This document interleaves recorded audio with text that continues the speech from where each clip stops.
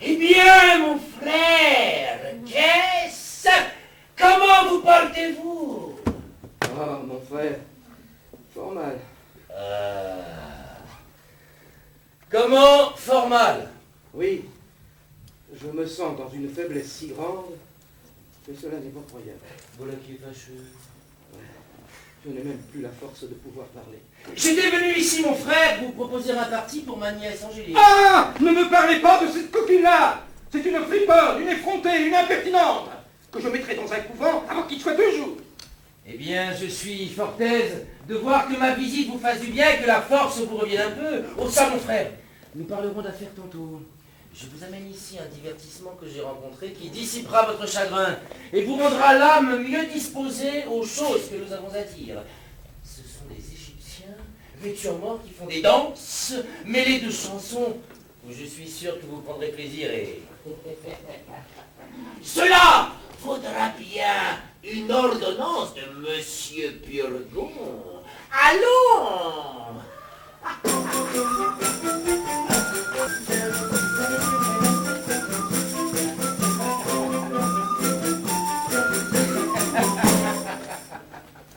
Eh bien, mon frère, qu'en dites-vous? Cela ne vaut-il pas une prise de casse? Homme de bonne casse et bonne. Oh ça, voulez-vous que nous parlions un peu ensemble? Un peu de patience, mon frère. Monsieur, Je vais revenir. vous ne songez pas que vous ne sauriez marcher sans bâton? Tu as raison.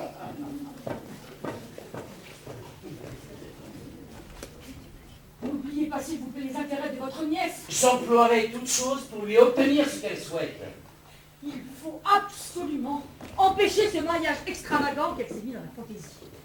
J'avais songé en moi-même que ça aurait été une bonne affaire que d'introduire ici en notre poste un médecin pour le dégoûter de son monsieur Purgon et lui décrier sa conduite. Mais, comme nous n'avons personne en main pour cela, j'ai résolu de jouer un tour de ma tête. Comment? C'est une imagination burlesque, cela sera peut-être plus heureux que sage, mais laissez-moi faire. Agissez de votre côté. Voilà notre homme.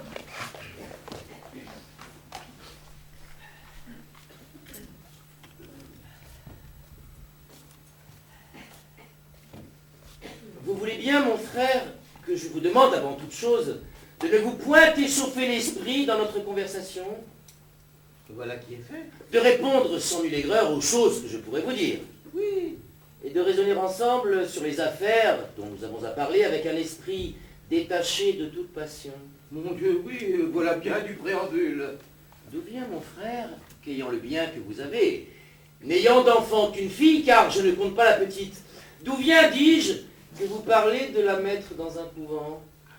D'où vient, mon frère, que je suis maître chez moi pour faire ce que bon me semble? Votre femme ne manque pas de vous conseiller, de vous défaire ainsi de vos 2 filles, et je ne doute point que, par un esprit de charité, elle ne fût ravie de les voir toutes 2 bonnes religieuses. Ah, nous y voici.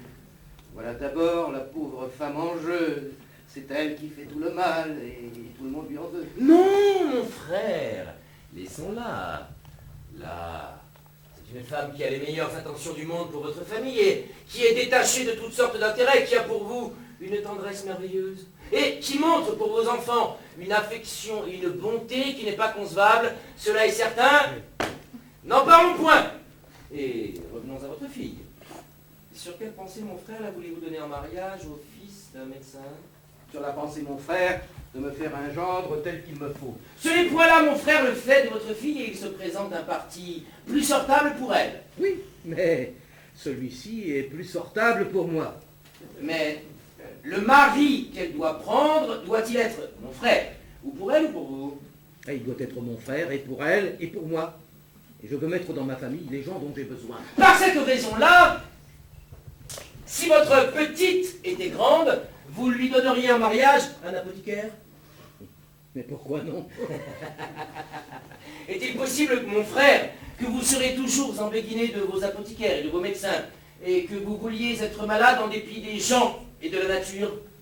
Mais comment l'entendez-vous, mon frère? J'entends, mon frère, que je ne vois point d'homme qui soit moins malade que vous, et que je ne demanderai point une meilleure constitution que la vôtre. Une grande marque que vous vous portez bien, et que vous avez un corps parfaitement bien composé, c'est qu'avec tous les soins que vous avez pris, vous n'avez pu parvenir encore à gâter la bonté de votre tempérament, et n'êtes point crevé de toutes les médecines qu'on vous a fait prendre. Mais raisonnons un peu, mon frère. Vous ne croyez donc point à la médecine, hein? Si vous n'y prenez garde, il prendra tant de soins, monsieur Purgon, qu'il vous enverra en l'autre monde. Quoi? Vous ne tenez pas véritable une chose établie par tout le monde et que tous les siècles ont révérée? Bien loin de la tenir véritable, je la tiens entre nous, une des plus grandes folies qui soit parmi les hommes. Et à regarder les choses en philosophe, je ne vois point de plus plaisante momerie. Je ne vois rien de plus ridicule qu'un homme qui se veut mêler d'en guérir un autre. Mais pourquoi, mon frère, ne voulez-vous pas qu'un homme puisse en guérir un autre? Par les raisons, mon frère, que les ressorts de notre machine sont des mystères jusqu'ici, où les hommes ne voient goutte et que la nature nous a mis au-devant des yeux des voiles trop épais pour y connaître quelque chose. Les médecins ne savent donc rien à votre compte. Si fait, mon frère. Ils savent la plupart de fort belles humanités, savent parler en beau latin, savent nommer en grec toutes les maladies, les définir et les diviser, mais pour ce qui est de les guérir, c'est ce qu'ils ne savent pas du tout. Faut-il toujours demeurer d'accord que sur cette matière, les médecins en savent plus que les autres? Ils savent ce que je vous en ai dit, qu'ils ne guérissent pas de grand-chose. Et toute l'excellence de leur art consiste en un pompeux galimatia, en un spécieux babil qui vous donne des mots pour des raisons et des promesses pour des effets. Mais enfin, mon frère, il y a des gens aussi sages et aussi habiles que vous. Et nous voyons que dans la maladie, tout le monde a recours aux médecins. C'est une marque de la faiblesse humaine, et non pas de la vérité de leur art. Il faut bien que les médecins croient à leur art véritable, puisqu'ils s'en servent pour eux-mêmes. C'est qu'il y en a parmi eux qui sont eux-mêmes dans l'erreur populaire dont ils profitent et d'autres qui en profitent sans y être. Votre monsieur Purgon, par exemple, ni ses points de finesse, c'est un homme tout médecin, depuis la tête jusqu'aux pieds. Un homme qui croit à ses règles plus qu'à toutes les démonstrations des mathématiques et qui croirait du crime à les vouloir examiner, qui ne voit rien d'obscur dans la médecine, rien de douteux, rien de difficile et qui, avec une impétuosité de prévoyance, avec une raideur de confiance, une brutalité de sens commun et de raison, donne au travers des purgations et des saignées et ne balance aucune chose. Il ne lui faut point vouloir mal de tout ce qu'il pourra vous faire, et c'est de la meilleure foi du monde qu'il vous expédiera. Et il ne fera en vous tuant que ce qu'il fait à sa femme et à ses enfants. Et ce qu'on a besoin, il ferait à lui-même. Mon frère, c'est que vous avez une dent de lait contre lui. Mais, venons au fait. Que faire donc quand on est malade? Rien, mon frère. Rien. Rien!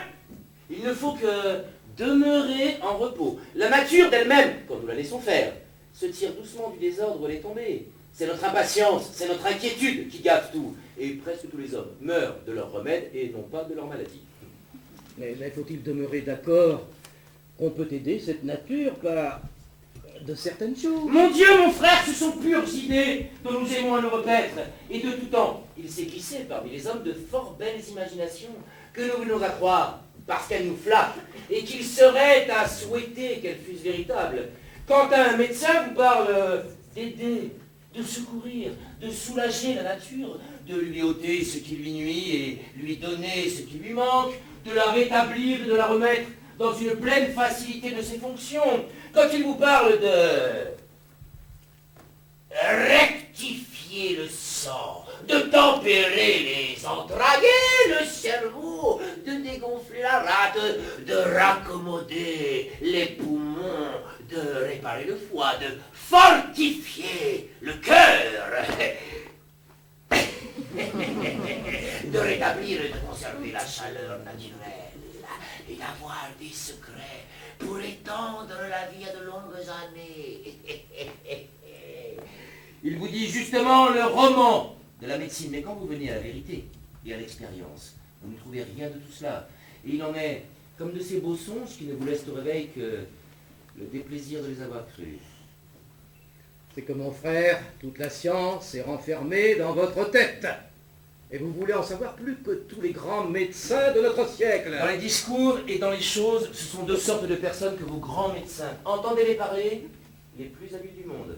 Voyez-les faire, les plus ignorants de tous les hommes. Ouais, vous êtes un grand docteur, à ce que je vois.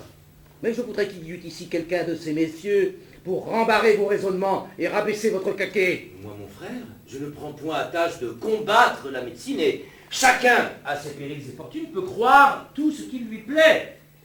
Ce que j'en dis n'est qu'entre nous. Et j'aurais souhaité de pouvoir un peu vous tirer de l'erreur où vous êtes. Et, pour vous divertir, de vous mener voir sur ce chapitre quelqu'une des comédies de Molière. Oh, voilà un bon impertinent que votre Molière avec ses comédies, et d'aller jouer sur son théâtre des honnêtes gens comme ses médecins. Ce ne sont point les médecins qu'il joue, mais le ridicule de la médecine. C'est bien à lui de se mêler, de contrôler la médecine.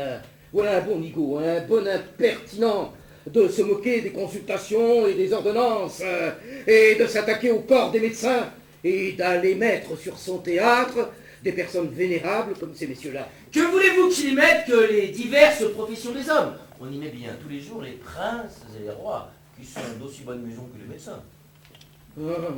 Voilà, par la mort, nom de diable, un bon impertinent, et si j'étais que des médecins, je me vengerai de son impertinence, et quand il sera malade, je le laisserai mourir sans secours. Et il aurait beau faire et beau dire, je ne lui ordonnerai pas la moindre petite saignée, le moindre petit lavement, et je lui dirai, crève, crève, crève. Cela t'apprendra une autre fois à te jouir à la faculté. Vous voilà bien en colère contre lui. Oui, c'est un mal avisé. Et si les médecins sont sages, ils feront ce que je dis. Il sera encore plus sage que vos médecins, car il ne leur demandera point de secours. Tant pis pour lui, s'il n'a point recours au remède. Il a ses raisons pour n'en point vouloir, et il soutient que cela n'est permis qu'aux gens vigoureux et robustes, qui ont des forces de reste pour porter les remèdes avec la maladie. Mais que pour lui, il n'a de la force justement que pour porter son mal. Oui, cette raison que voilà. Tenez, mon frère, ne parlons point de cet homme-là davantage, car cela m'échauffe la bile, et vous me donneriez mon mal. Je le veux bien, mon frère. Et pour changer de sujet, je vous dirais que, sur une petite répugnance que vous témoigne votre fille, vous ne devez point prendre les résolutions violentes de la mettre dans un couvent, que, pour le choix d'un gendre, vous ne devez point suivre aveuglément la passion qui vous emporte, et que l'on doit, sur cette matière, s'accommoder un peu à l'inclination d'une fille, car c'est pour toute la vie, et que de là dépend tout le bonheur d'un mariage. Ah, mon frère, avec votre permission. Comment? Que voulez-vous faire? Prendre ce petit lavement-là, ce sera bientôt fait. Vous vous moquez? Est-ce que vous ne sauriez un instant être sans lavement ou sans médecine? Remettez cela à une autre fois et demeurez un peu en repos. Monsieur Florent, à ce soir ou à demain ou au matin? De quoi vous mêlez-vous de vous opposer aux ordonnances de la médecine et d'empêcher monsieur de prendre mon clistère? Vous êtes bien plaisant d'avoir cette hardiesse-là. Allez, monsieur, on voit bien que vous n'avez pas accoutumé de parler à des visages. On ne doit point ainsi se jouer des remèdes et me faire perdre mon temps. Je ne suis venu ici que sur une bonne ordonnance. Et je vais dire à monsieur Purgon comme on m'a empêché de faire ma fonction et d'exécuter ses ordres. Vous verrez. Vous verrez.